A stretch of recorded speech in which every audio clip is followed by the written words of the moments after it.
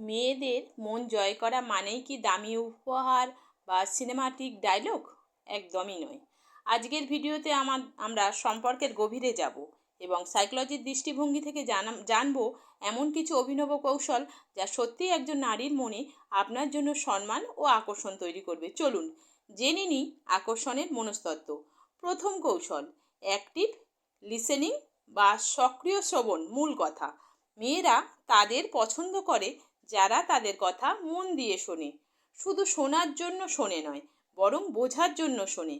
উদাহরণ, কথা বলার সময় আই কন্ট্যাক্ট রাখা এবং তার কথা সূত্র ধরে প্রশ্ন করা প্রমাণ করে যে আপনি তার প্রতি আগ্রহী। দ্বিতীয় কৌশল হলো ইমোশনাল ইন্টেলিজেন্স বা আবেগিক বুদ্ধিমত্তা। মূল কথা, নিজের আবেগ নিয়ন্ত্রণ করতে পারা এবং অন্যের আবেগকে বুঝতে পারা।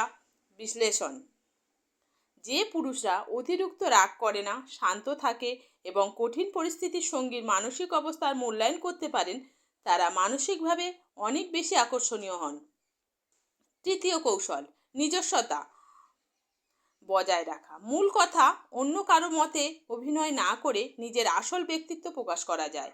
বিশ্লেষণ, আপনি যদি নিজে যেমন তেমনই থাকেন তবে সম্পর্ক দীর্ঘস্থায়ী হয়। মিথ্যা আত্মবিশ্বাস বা সব সাময়িক আকর্ষণ তৈরি করলেও মন জয় করতে পারে না। চতুর্থ কৌশল, সম্মান সীমানার মূল্যায়ন। মূল কথা, তার ব্যক্তিগত সময়, মতামত, স্বপ্নের প্রতি সম্মান দেখানো। বিশ্লেষণ, হ্যাঁতে হ্যাঁ মেলানো নয়, বরং সম্মানজনকভাবে নিজের মতামত দেওয়া এবং তার সিদ্ধান্তকে গুরুত্ব দেওয়া একটি সুস্থ সম্পর্কের লক্ষণ। পঞ্চম কৌশল, হিউমার বা রসবোধ। মূল কথা, সূক্ষ্ম রসবোধ বা কাউকে আঘাত না করে।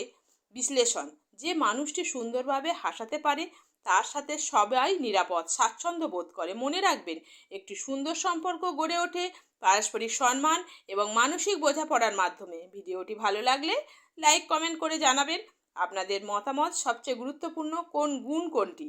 আর এমন আরও মনস্তাত্ত্বিক আলোচনার জন্য চ্যানেলটি সাবস্ক্রাইব করতে ভুলবেন না। ধন্যবাদ।